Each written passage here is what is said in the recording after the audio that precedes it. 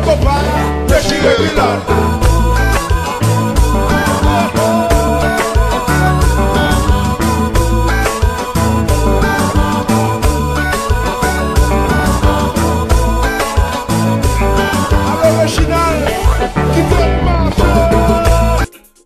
Bonsoir à tous, bienvenue dans notre édition régionale. Voici nos principaux titres.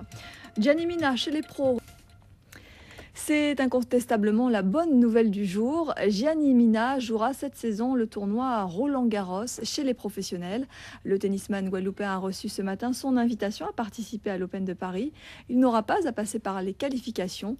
C'est l'aboutissement de beaucoup d'efforts qui témoignent du parcours impressionnant du jeune guadeloupéen, un parcours que nous rappelle Jérôme Boicas.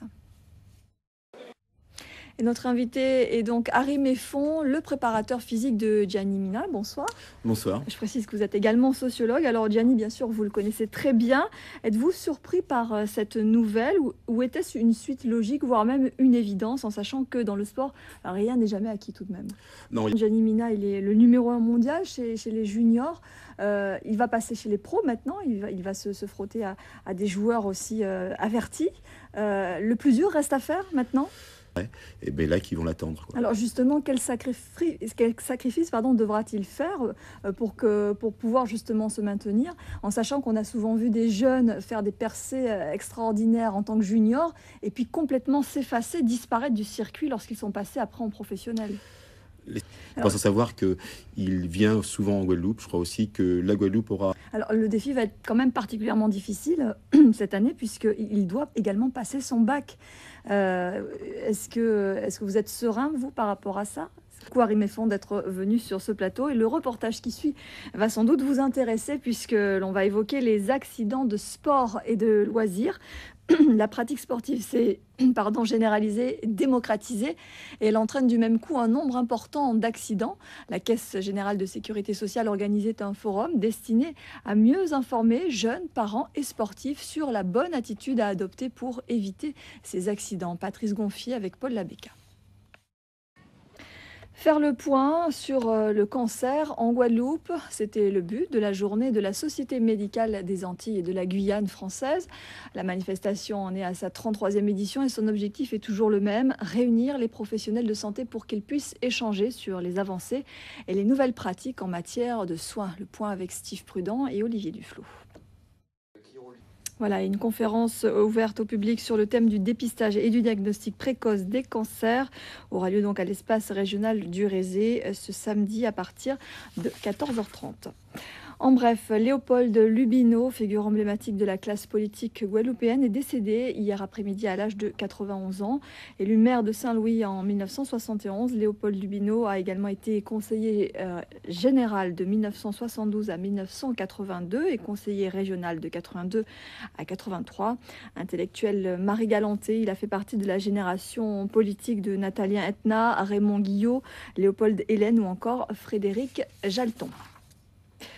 L'élaboration de la déclaration finale suite à la rencontre entre les présidents des régions de la Martinique et de la Guadeloupe hier, Serge Letchimy et Victorin Lurel ont élaboré des pistes de réflexion qui concernent la fiscalité, le bâti, l'agriculture et l'économie. Ces éléments ont été inscrits sur une nouvelle feuille de route qui sera soumise le 17 mai prochain au président de la région en Guyane. Le but étant d'harmoniser les politiques dans l'intérêt de nos 3 départements. Le commentaire est signé Sophie L'Honnêteté. En bref, c'est toujours le statu quo pour la douane de Guadeloupe. Les agents sont en grève depuis le 30 avril dernier pour dénoncer le démantèlement de leurs services avec le transfert de la brigade de surveillance nautique vers la Martinique. Aucune négociation n'a eu lieu à ce jour. On célèbre cette semaine la 14e fête du pain, un rendez-vous qui permet à la Fédération des artisans boulangers et pâtissiers de mettre en valeur tout leur savoir-faire. Toute cette semaine, des animations sont proposées, l'occasion pour nous de nous intéresser aux habitudes des consommateurs. Quelle est la place du pain aujourd'hui dans le quotidien des Guadeloupéens et quels sont les goûts de ces consommateurs? Laura Séné et Christian Danquin nous en disent un peu plus. En bref, la première nuit des tortues marines aura lieu ce samedi sur la plage de Cluny à Sainte-Rose, l'occasion de se familiariser avec le thème de la biodiversité. Au menu, exposé sur les espèces de tortues, présentation des actions de protection menées par l'association Le Gaillac et le réseau Tortues Marines, puis également une patrouille nocturne sur la piste des tortues. Grand succès pour la 3e édition de la journée d'animation sportive à Saint-Martin. Organisée par la collectivité, cette opération a rassemblé plus de 200 enfants de 6 à 13 ans qui ont été initiés à diverses activités sportives. Objectif, occuper les jeunes des quartiers défavorisés.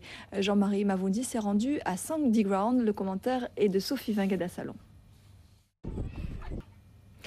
Réunir dans une même équipe hommes, femmes, jeunes et seniors, tous habitant la même résidence, c'est le pari de ce premier tournoi de foot organisé par la SIG. La Société immobilière de la Guadeloupe souhaite recréer du lien social entre les familles qui habitent ces cités. 8 équipes participent à cette compétition. Hier soir, la première demi-finale opposait l'équipe de la résidence Louisie Mathieu de Pointe-à-Pitre au Saint-Rosien d'Allozabel. Le reportage de Sophie Pointer et Olivier Duflot. Le 7e concours de saut d'obstacles interîle a débuté aujourd'hui. Jusqu'à dimanche, l'association équestre La Martingale reçoit tous les clubs équestres du département et de 5 autres régions de la Caraïbe.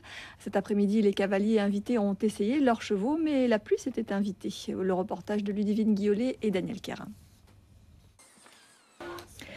Voile avec la Transat AG2R, Concarneau-Saint-Barth a franchi la ligne d'arrivée la nuit dernière vers 2 h du matin. Miguel Danet et Damien Cloarec terminent 23e de la course. Retour sur une arrivée un peu particulière avec nos envoyés spéciaux Eric Stimfling et Sébastien Marché. Et mémoire-saint-barth.com est attendu demain matin vers 8 h. Richard Lédé et Christophe Lebas devraient terminer 24e et avant-dernier au classement général.